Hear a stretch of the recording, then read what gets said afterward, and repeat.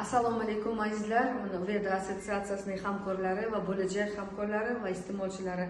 Men Veda assotsiatsiyasida mana shu ochkini oldim va olgan kunim birinchi kun taqdim. Taqgan kunimda bilaman, o'sha kuni boshim og'ridi.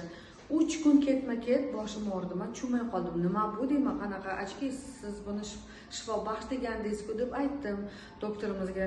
Yo'q, bu sizni o'sha miyadagi kravoobращениyani stimulyatsiya qilgani uchun ham, demak, sizda qanaqadir spazmalar bor edi, o'shani qo'zg'atib, u probkalarni ochib, shunaqa qilib sizga ta'sir qiladi dedilar.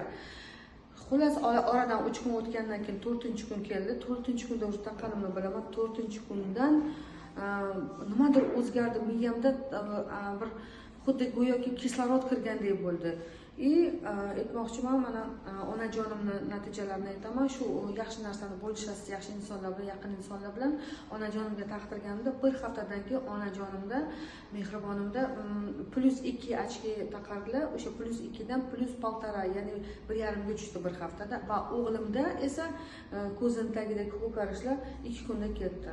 То есть aytmoqchiman, haqiqatan bu boshqacha, bu anionova ochki shunaqa zo'r, bir kunda, 1 soatda, kimgadir 2 kunda mana shunaqa zo'r natija bo'ladi. Rahmat Veda assotsiatsiyasining mana shunaqa zavodlariga, xo'jayinlariga, hammaga rahmat aytmoqchiman. Bu yangi nanotexnologiya kashfiyoti ekan.